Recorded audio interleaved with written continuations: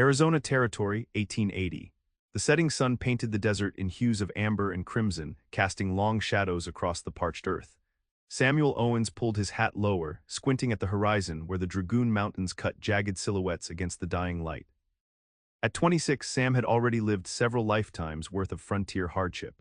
His lean, muscular frame bore the evidence of years working cattle, while his handsome face, clean-shaven save for 3 days' stubble after the long drive, remained unweathered despite the harsh Arizona sun.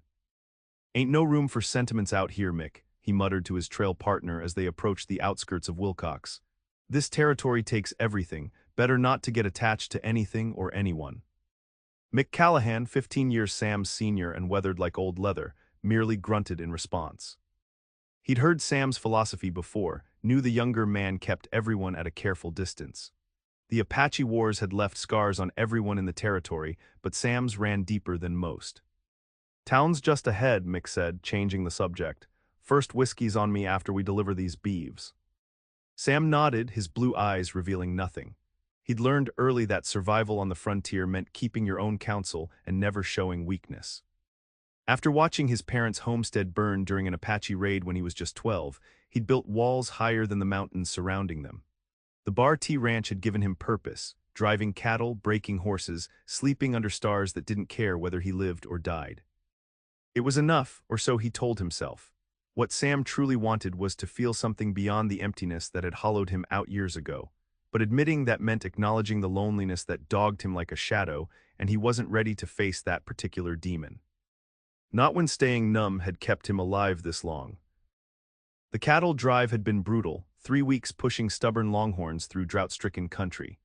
Sam's body ached for a real bed, and his throat for something stronger than the bitter coffee they'd been nursing for days. Wilcox had grown since his last visit, another testament to the railroads transforming the territory. New buildings lined the main street, and the sound of a piano drifted from the saloon. "Let's get paid," Sam said, spurring his mount forward. 2 hours later, with the cattle delivered and payment secured, Sam found himself at the bar of the Desert Rose Saloon, nursing his second whiskey. The room hummed with the sounds of poker games, bawdy laughter, and a surprisingly talented piano player. Sam kept to himself, rebuffing the advances of a painted lady with a polite tip of his hat. "Not looking for company," he said quietly. "Suit yourself, handsome," she replied with a practiced smile, moving on to more promising prospects. It was then that the saloon doors swung open and a commotion erupted near the entrance. Sam turned, hand instinctively dropping to his holstered Colt. "No Indians in here," the bartender shouted. "We don't serve your kind." Sam's gaze fell on a young woman standing defiantly in the doorway. Even in the dim lamplight, her beauty struck him like a physical blow. She wore a simple calico dress but carried herself with unmistakable dignity. Her long black hair, partially braided with small beads woven through the strands, fell past her shoulders. Her skin was the color of burnished copper, her cheekbones high and proud. She couldn't have been more than 20 years old. "I have business with the mail carrier," she said, her English perfect and accent-free. "I was told he would be here." "Don't care what business you got," the bartender sneered. "Get out before there's trouble." Several men had risen from their tables, expressions hostile. The tension in the room thickened like storm clouds gathering. Sam found himself moving before he'd made a conscious decision, stepping between the woman and the approaching men. "The lady said she has business here," Sam said, his voice level but carrying authority beyond his years. "Let her conduct it in peace." "Stay out of this, cowboy," one of the men growled. "Apache whore probably stole something." Sam's right hand now rested openly on his revolver. "That's no way to speak to any lady. And I don't recall asking your opinion." The standoff stretched for several heartbeats. Sam was aware of every sound, the ticking of the clock, the creaking floorboards, the suddenly silent piano. He'd faced down angry steers and drunken cowboys, but something about this moment felt different, as though the course of his life balanced on a knife's edge. Finally, the mail carrier stepped forward from the corner. "I'm Jim Headley." "You looking for me, miss?" The young woman nodded, never taking her eyes off the hostile men. "I have a letter from Agent Williams at San Carlos." "Let me see it then," Headley said, approaching cautiously. She produced an envelope which Headley examined briefly before nodding. "All seems in order. I'll have a response for the agent in 2 days. You can return then." Thank you, she said, turning to leave with the same quiet dignity with which she'd entered. Sam felt something tugging at him, an unfamiliar urge he couldn't name. Wait, he called, following her outside into the cooling evening air. I'll walk with you, those men might follow. She stopped, studying him with eyes so dark they reflected the stars overhead. Why would you help me? Because those men were wrong, Sam said simply, and you shouldn't have to face that alone. For a moment she said nothing then. My name is Liluye Sunfeather. But at the mission school they called me Lily. Sam Owens, he replied, tipping his hat. Where are you headed? It's not safe to travel after dark. I have a camp outside town, Lily said.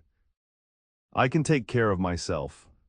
Sam had no doubt she could. There was a strength in her that spoke of survival against impossible odds. Still, he found himself unwilling to let her walk away just yet. I'm sure you can, he said. But I'd feel better seeing you safely there. Something like amusement flickered in her eyes. A white man concerned for an Apache's safety, that's uncommon in these parts. I'm not most white men, Sam replied. No, she said after a moment, I don't believe you are. They walked in silence through the town, acutely aware of the stares following them. Sam had never given much thought to the prejudices that ran deep in frontier settlements. He'd kept to himself, avoided trouble, and let the world's cruelties wash over him without engagement. Now, walking beside Lily, he felt a strange awakening, as though seeing the territory through new eyes. Her camp was modest, a small fire, a canvas shelter, and a tethered pony. She'd positioned herself near a stream with clear sightlines in all directions. Sam recognized the tactical wisdom of her choice. Thank you for your escort, mister. Owens, she said formally when they reached the perimeter. Sam, he corrected, and it was no trouble. Lily hesitated, then gestured toward the fire. Would you like some coffee? It is already prepared. Sam knew he should return to town. Mick would be wondering where he'd gone, and getting involved with this woman, no matter how innocent the interaction, would invite complications he'd spent years avoiding. Yet he found himself nodding, removing his hat as he approached the fire. That would be kindly appreciated. As she poured the steaming coffee into a tin cup, Sam noticed a small leather-bound book tucked beside her bedroll. You read English? Yes. I attended the mission school for 6 years, she replied, handing him the cup. My father believed I should understand the white man's ways. Your father sounds like a wise man. He was, Lily said, the past tense hanging between them like smoke. He died at Camp Grant. Sam's grip tightened on the cup. The Camp Grant massacre of 1871 had seen over 100 Apache, mostly women and children, slaughtered by a vigilante mob of Tucson citizens, Mexicans, and Tohono O'odham. It was one of the territory's darkest chapters. I'm sorry, he said inadequately. Lily's expression remained composed. Why did you participate? No, Sam said quickly. I was 17 and working cattle in Texas then. Then you have nothing to apologize for, she said, settling across from him. At least not for that. The subtle rebuke wasn't lost on Sam. The frontier was built on bloodshed, Apache raids, and white reprisals in an endless cycle of violence. He'd never considered his own position in that cycle, had simply accepted the prevailing wisdom that Indians were savages to be feared and fought. Yet here was Lily, educated and dignified, challenging everything he thought he knew. What business do you have with the mail carrier? Sam asked, changing the subject. I serve as translator sometimes between the agency and the people, she explained. My mother was Chiricahua, my father Mexican. I exist between worlds. That can't be easy. It is not, she agreed. The Apache do not fully trust me because of my father's blood. The whites see only my mother's people. She looked directly at him. Why did you intervene in the saloon, Sam Owens? The question caught him off guard. It wasn't right how they were treating you. Many things aren't right in this territory. Most men look away. Sam stared into his coffee. Maybe I'm tired of looking away. The admission surprised him as much as it seemed to surprise her. For years, he'd prided himself on minding his own business, on surviving by avoiding entanglements. Yet something about Lily had made him step forward, take a stand he wouldn't normally take. They talked as the fire burned lower, an unusual ease developing between them. Lily spoke of life at San Carlos, the reservation where many Apache had been forced to relocate. Sam shared stories of cattle drives and the changes coming to the territory. Neither mentioned the violence that separated their peoples, though it hung unspoken in the air between them. When Sam finally rose to leave, the moon had risen high overhead. "I'll be in town for 3 more days," he said, settling his hat back on his head, "if you need anything."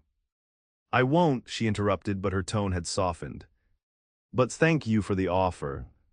Sam nodded, suddenly reluctant to walk away. "Good night, Lily." "Good night, Sam Owens." He felt her watching as he walked back toward town and fought the urge to turn around. Something had shifted inside him during their conversation, though he couldn't name what it was. All he knew was that for the first time in years, the emptiness didn't feel quite so hollow. The next morning, Sam couldn't focus on his chores. The bar tea foreman had instructed him to purchase supplies while in Wilcox, but Sam found himself distracted, his thoughts returning repeatedly to Lily. He told himself it was merely concern. The town's hostility had been palpable and she was alone, but somewhere deeper, he recognized the lie in that reasoning. By midday, he'd found himself riding back toward her camp, a package of store-bought biscuits in his saddlebag as a flimsy excuse for his visit. But when he arrived, the camp was empty. The fire pit had been carefully covered, all traces of her presence erased save for a few footprints leading toward town. Disappointment washed over him with unexpected force. He'd come hoping, what? Sam wasn't sure himself, only that the prospect of seeing her again had pulled him here like a compass finding north. He returned to town, completing his errands mechanically. At the general store, he overheard a conversation that made him pause. Apache woman causing trouble again. Sheriffs holding her for questioning about those stolen horses from the Peterson place. Sam set down the sack of coffee he'd been examining. What Apache woman? The storekeeper eyed him suspiciously. Young one been hanging around town, claims to be some kind of interpreter, but you know how they are, can't trust a one of them. Where's the sheriff's office? Sam asked, his voice tight. End of the street. You know something about them horses. But Sam was already heading for the door. He found the sheriff's office easily enough, a small adobe building with a sign proclaiming T. Wilkins, Sheriff, hanging crookedly above the door. Inside, he found Lily seated on a bench, her hands unbound but her expression remote. Sheriff Wilkins, a barrel-chested man with a graying mustache, looked up at Sam's entrance. Help you with something, Cowboy. I understand you're holding this lady on suspicion of horse theft, Sam said, keeping his voice even. I can vouch for her whereabouts last night. Lily's eyes widened slightly, but she remained silent. That's so, Wilkins leaned back in his chair. And who might you be? Samuel Owens, writing for the bar tea. I spent several hours with Miss Sunfeather last evening, at her camp outside town. She couldn't have been involved in any theft. The sheriff's eyebrows rose. Spent the evening with her, did you? What exactly was the nature of this visit?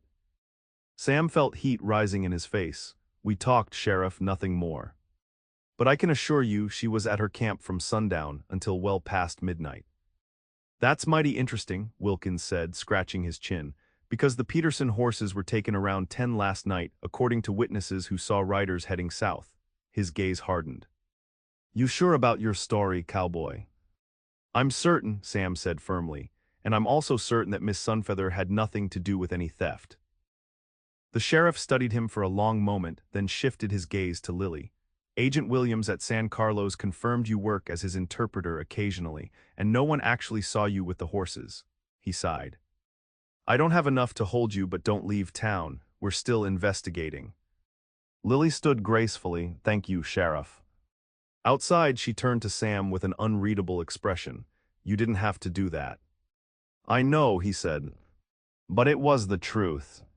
Not entirely, she said quietly. You left my camp before 10. Sam felt a chill run through him. Lily. I didn't steal any horses, she interrupted, but you couldn't have known that for certain. Why risk your reputation for someone you barely know? The question hit home. Why had he? Sam had spent years cultivating a reputation for reliability and honesty on the frontier. Lying to a sheriff, even for a good cause, could damage that reputation irreparably if discovered, yet he'd done it without hesitation. I trust my instincts, he said finally. And they tell me you're not a horse thief. A ghost of a smile touched her lips. Perhaps your instincts need refining. The frontier is not kind to those who trust too easily. Maybe that's the problem, Sam replied. Not enough trust. They walked together down the street, acutely aware of the stairs following them. In the harsh light of day, their connection seemed both more fragile and more significant. Sam felt as though he was balancing on the edge of something profound and possibly dangerous. "I should return to my camp," Lily said when they reached the edge of town. "I'll walk with you." She shook her head. "That would not be wise. People are already talking." "Let them talk," Sam said with a conviction that surprised him. Lily studied him, her dark eyes thoughtful. "You are either very brave or very foolish, Sam Owens." "Been called worse," he said with a slight smile. At her camp, Sam finally asked the question that had been troubling him. "Why did the sheriff really bring you in?" Lily busied herself rebuilding her small fire. "Because I am Apache and someone needed to blame." "That's not justice." "Justice?" She looked up, a bitter smile crossing her face. "When has justice ever existed between your people and mine? We are given the worst land, told to farm where nothing grows, watched by soldiers who care nothing for our customs or needs. Your government signs treaties and breaks them before the ink is dry." She straightened. "No, Sam, I do not expect justice from white men's laws." Her words struck him like physical blows, all the more painful because he recognized their truth. He'd never considered himself prejudiced. He judged men by their actions, not their origins. But he'd also never questioned the larger systems that defined life in the territory. "I'm sorry," he said, knowing the inadequacy of the words even as he spoke them. "For what? You didn't create this world." Lily's expression softened slightly. "But you are part of it, whether you choose to see that or not." They fell silent, the crackling fire filling the space between them. Finally, Sam spoke again. "I'm riding out with the herd day after tomorrow," he said, heading back to the bar tea. Lily nodded, her face giving away nothing. "I wish you safe travels." "Will you still be here when I return to town next month?" "I don't know," she answered honestly. "My people are often moved without warning. The agent's whims determine much of our lives now." Sam felt an unfamiliar tightness in his chest at the thought of never seeing her again. It made no sense, they'd known each other barely a day, yet the prospect of riding away left him feeling hollow in a way he couldn't explain. "I'd like to see you again," he said simply. Lily looked at him for a long moment, searching his face for something. Whatever she found there made her expression soften. "I would like that too," she admitted quietly, "though it would be easier if you did not." "Easy's never been my preference," Sam said with a small smile. The next day passed in a blur of preparations. Sam helped Mick gather the last of their supplies, arranged for fresh horses, and settled their accounts in town. All the while, his thoughts kept returning to Lily. He found excuses to ride past her camp twice, but she was absent both times. By evening, a gnawing worry had settled in his gut. When the saloon doors burst open during supper, revealing Sheriff Wilkins and 3 deputies, Sam's concern deepened. "We found the horse thieves," Wilkins announced to the crowded room. 2 Apache bucks from San Carlos, caught them red-handed with Peterson's prize stallion." He paused for dramatic effect, "and that interpreter woman was helping them." Sam was on his feet before he realized he'd moved. "What evidence do you have?" Wilkins turned, recognition dawning on his face. "Ah, the bar tea boy with the Indian sympathies. Got a witness, saw her signaling to them from the ridge yesterday afternoon." "Makes sense now why you were so eager to provide her an alibi." "That's not possible," Sam insisted. "She was in town yesterday afternoon, dozens of people saw her." "Not according to Jeb Miller," Wilkins countered. "Says he saw her plain as day, using a mirror to flash signals toward the South Pass." Sam knew Jeb Miller by reputation, a notorious drunk with a grudge against anyone with darker skin than his own. Miller couldn't spot his own reflection on a clear day. He's lying.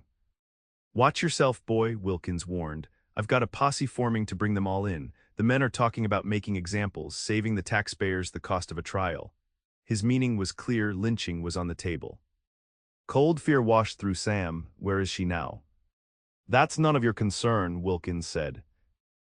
"But if you're so interested in Indians, maybe you'd like to join her at the reservation, or the end of a rope." The threat hung in the air between them. Sam knew he should back down, walk away.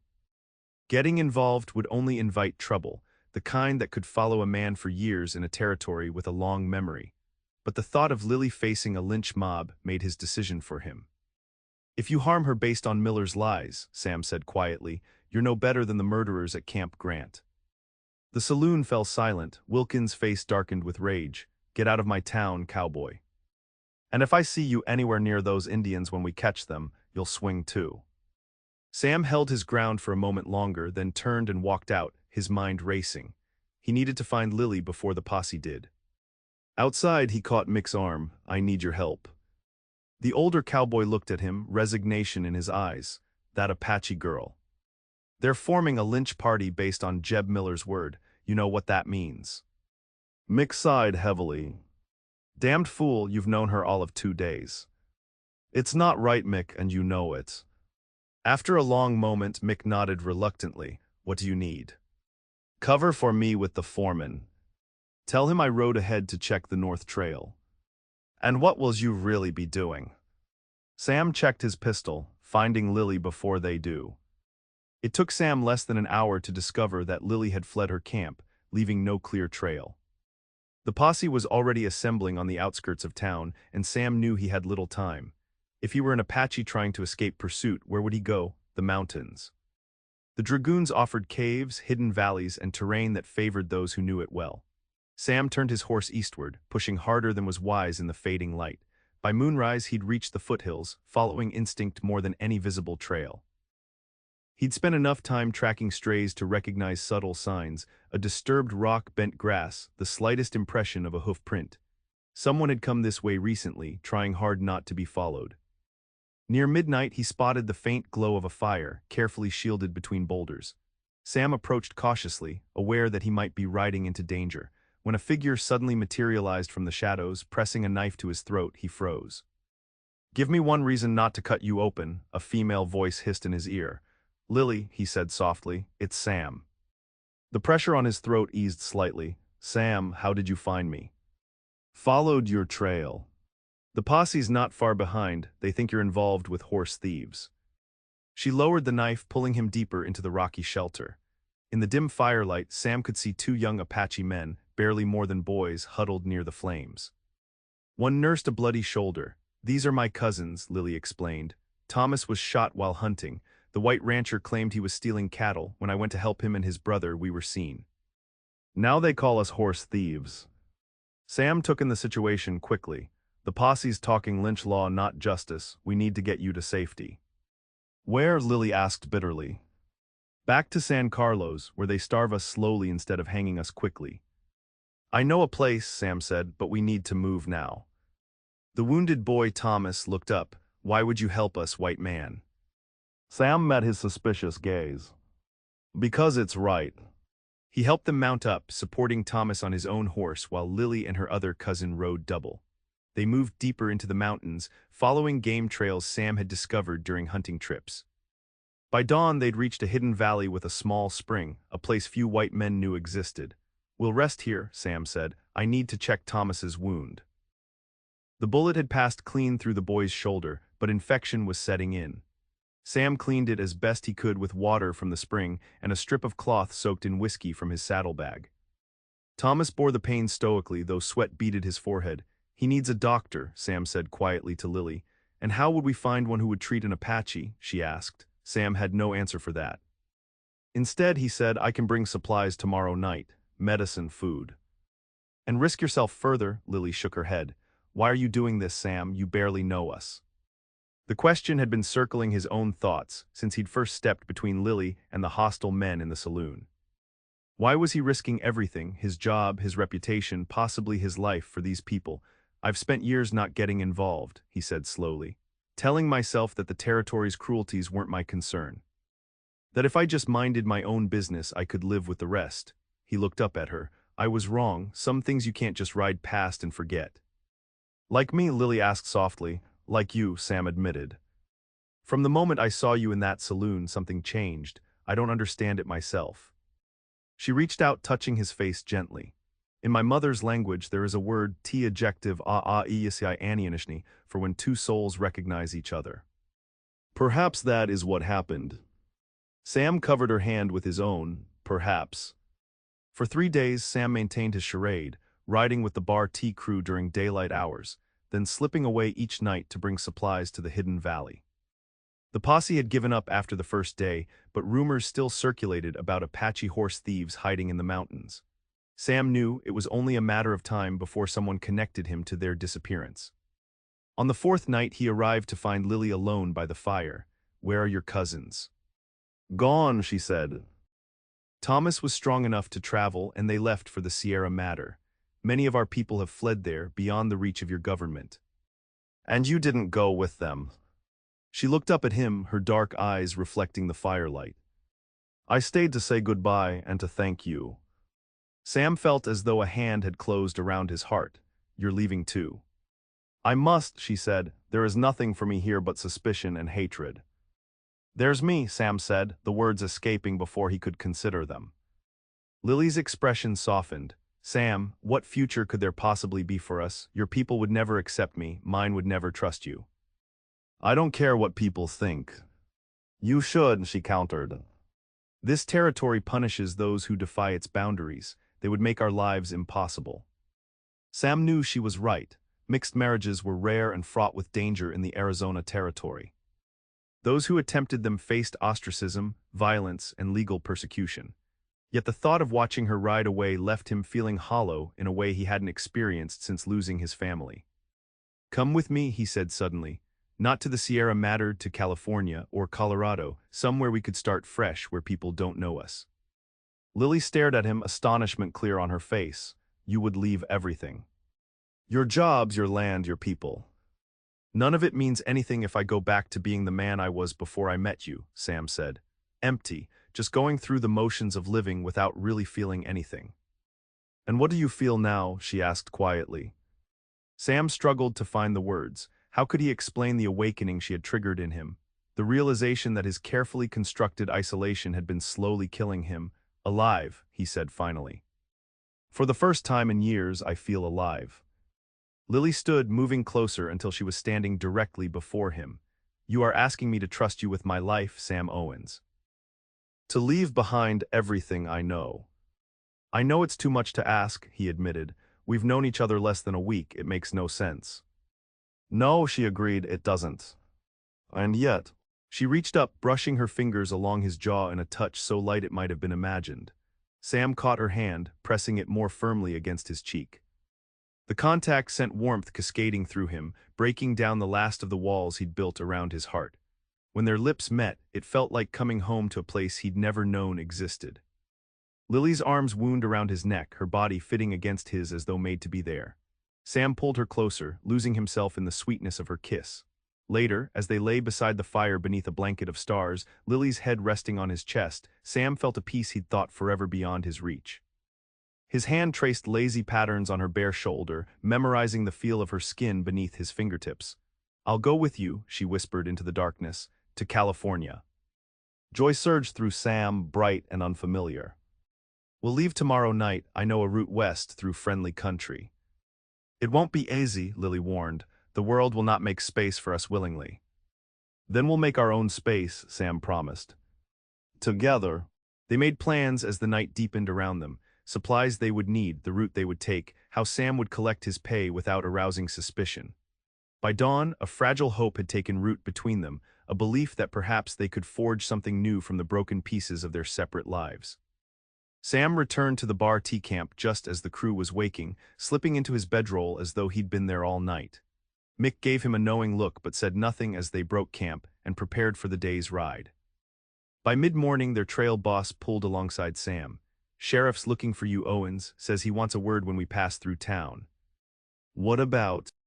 Sam asked, keeping his voice neutral. "Didn't say, but he seemed mighty interested in your whereabouts these past few nights." Sam nodded, mind racing. Someone had connected him to Lily's disappearance, perhaps seen him riding into the mountains. If the sheriff was asking questions, their plan to leave quietly was already compromised. "Tell him I'll stop by his office when we reach town," Sam said. The trail boss grunted acknowledgement and rode ahead. Beside Sam, Mick spoke quietly. "Time to make yourself scarce, boy." "I need my pay first," Sam replied, "and supplies." "Take my share too," Mick offered, "and whatever's in my saddlebags." "That Apache girl must be something special." Sam looked at his friend with gratitude. "She is."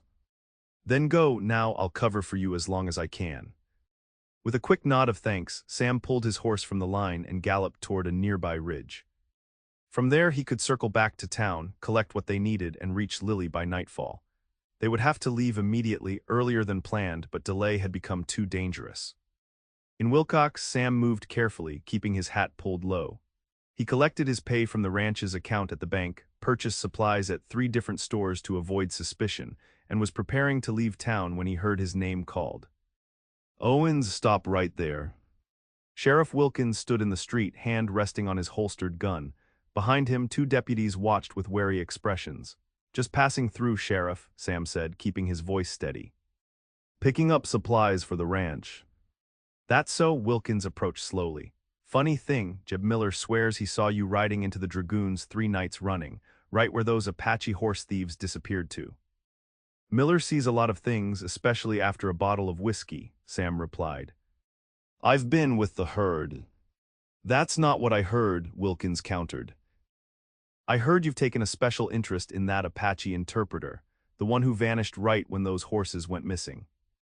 Sam's hand drifted closer to his sidearm. Careful, Sheriff. Accusations need evidence. I'm bringing you in for questioning, Wilkins declared. We'll sort out the evidence at the jail. Sam knew if he allowed himself to be taken, he'd never reach Lily in time. They needed to be across the territorial line by tomorrow if they had any hope of escaping. I don't think so, Sam said quietly. What happened next unfolded in heartbeats. Wilkins reached for his gun. Sam, faster from years of practice, drew and fired a single shot, not at the sheriff but at the ground between them, kicking up dust and momentary confusion. In that instant, Sam vaulted onto his horse and spurred it forward, bursting past the startled lawman. Gunfire erupted behind him as he galloped down the main street. A bullet whined past his ear, another punched through his saddlebag. Sam bent low over his horse's neck, urging more speed as he cleared the town's edge and headed for the sheltering hills beyond. By sunset, he'd lost any pursuit in the rugged country leading to the Dragoons. His horse was lathered and heaving when he finally reached the hidden valley. Lily rose to meet him, alarm clear on her face as she took in his dust-covered appearance and the blood seeping from a graze along his arm. What happened? She demanded, helping him dismount.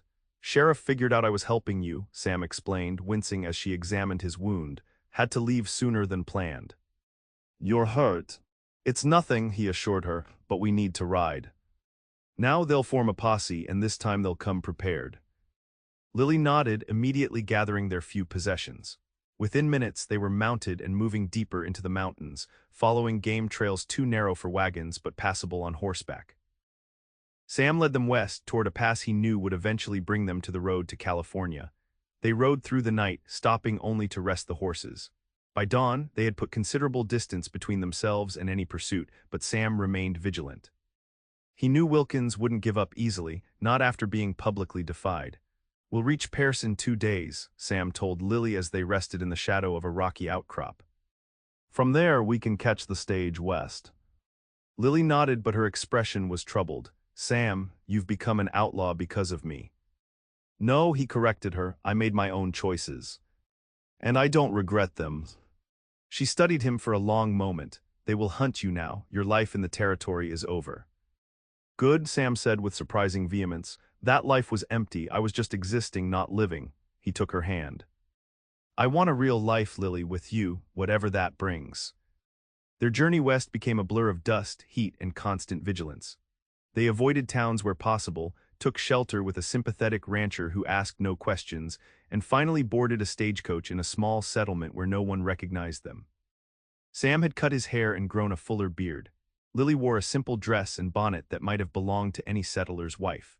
2 weeks after leaving Wilcox, they arrived in San Diego, a growing coastal city far removed from the prejudices of the Arizona Territory. With Sam's savings, they rented a small house on the outskirts of town, where the Pacific breeze carried the scent of salt and possibility. It's beautiful, Lily said, watching the sunset paint the ocean in shades of gold and crimson. So different from the desert. Sam wrapped his arms around her from behind, resting his chin on her shoulder. Do you miss it, the desert? Sometimes, she admitted. It was harsh, but it was home. She turned in his embrace to face him. But home is where you make it, with the people you choose. And you've chosen me? Sam asked, still sometimes disbelieving his fortune. Lily smiled, reaching up to trace the line of his jaw, as you chose me against all reason. Their life in California was not without challenges. Some neighbors were welcoming, others kept their distance. Sam found work at the docks and later with a rancher who valued his experience with horses. Lily taught at a small school for immigrant children, her fluency in multiple languages proving invaluable. They married in a quiet ceremony performed by a progressive minister who believed, as he told them, that God's love transcends man's foolish boundaries.